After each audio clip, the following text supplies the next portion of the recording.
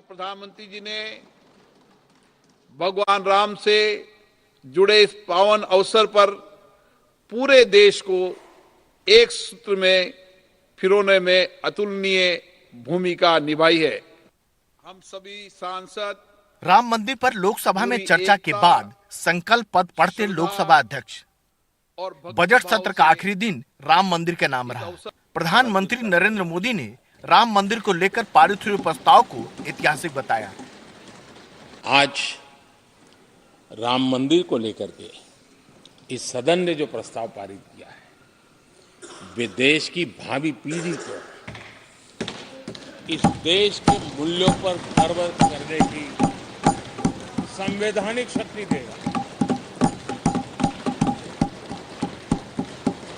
ये सही है कि हर किसी में ये सामर्थ्य नहीं होता है कि ऐसी चीजों में तो कोई हिम्मत दिखाते हैं, कुछ लोग मैदान छोड़ के भाग जाते हैं, लेकिन फिर भी भविष्य के रिकॉर्ड को देखेंगे तो आज जो व्याख्यान वो हुए हैं, जो बातें रखी गई हैं, उसमें संवेदना भी है, संकल्प भी है, सहानुभूति भी है और सबका साथ सबका विकास के मंत्र को आगे बढ़ाने का उसमें तत्व भी। यह देश बुरे दिन कितने ही क्यों न गए हो, हम भावी पीढ़ी के लिए कुछ न कुछ अच्छा करते रहेंगे। इससे पहले लोकसभा में बीजेपी के सत्यपाल सिंह ने चर्चा की शुरुआत की। सीधा निशाना कांग्रेस पर साधा। इसको छोटा करता हुआ लेकिन रामायण ने कहा है, यतो हो धर्म है ततो राम है, यतो राम है ततो धर्म है। जहाँ राम है वहाँ धर्म है। और साथ साथ में भगवान व्यास ने ये भी कहा था, धर्मो रक्षित है हतो धर्मो हतो हंतु। जहाँ जो धर्म का हाना करता है, धर्म की हत्या करता है, उनकी हत्या हो जाती है, और जो धर्म की रक्षा करते हैं उनकी रक्षा होती है। और जिस प्रकार से कांग्रेस ने उस समय जो है राम को नकारा, भगवान राम को नकारा, आज उनकी ये स्थिति है। भगवान राम किसी की बकौती नहीं है। आप समझते हैं कि देश इतनी जल्दी इस प्रकार से विश्वास कर ले? ये एक चर्चा दूसरे मुद्दों पे है, भगवान राम के अस्तित्व में नहीं है। कटुता क्यों है सर? लोकसभा में ही बीजेपी पर पलटवार कांग्रेस के गौरव गोगोई ने किया। महात्मा गांधी के हे राम के जरिए बीजेपी को आईना दिखाया। वहीं राज्यसभा में यह काम रणदीप सुरजेवाला ने किया।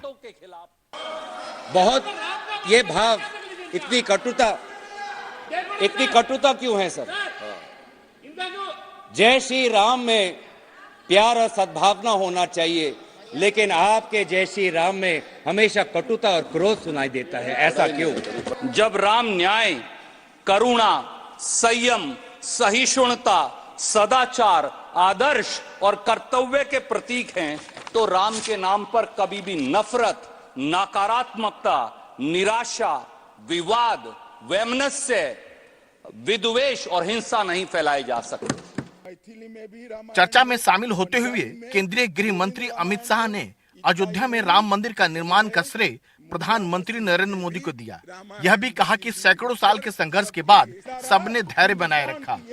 जो कुछ हुआ वह कानून सम्मत हुआ है, लिहाजा अब विपक्ष को सोच समझकर बोलना चाहिए।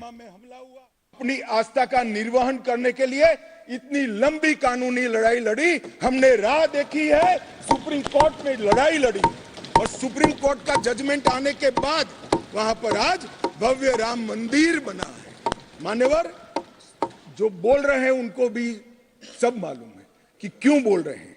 मैं आज फिर से कहना चाहता हूं, हमारे गुजरात में एक कहावत है, हवन में हड्डी नहीं डालनी चाहिए। पूरा देश जब आनंद में डूबा है, पूरा देश आध्यात्मिक चेतना की जागृति का अनुभव हो रहा है, भैया स्वागत कर लो, साथ में जुड़ जाओ, इसी से देश का भी भला है और सबका भला है। राम मंदिर बीजेपी का अहम एजेंडा है और जब भव्य राम मंदिर का निर्माण हो गया है तो फिर श्रेय लेने में बीजेपी पीछे क्यों रहे?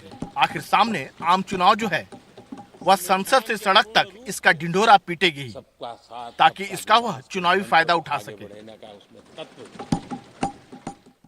भगवान राम के प्रति अपार आस्था के कारण मंदिर निर्माण का मुद्दा सरकार के लिए यह ब्रह्मास्त्र बन गया है, जबकि विपक्ष कुछ भी दलील दे उसके लिए मुद्दा गले की फांस बन गया है। समर्थन करे तो मुश्किल, विरोध करे तो परेशानी।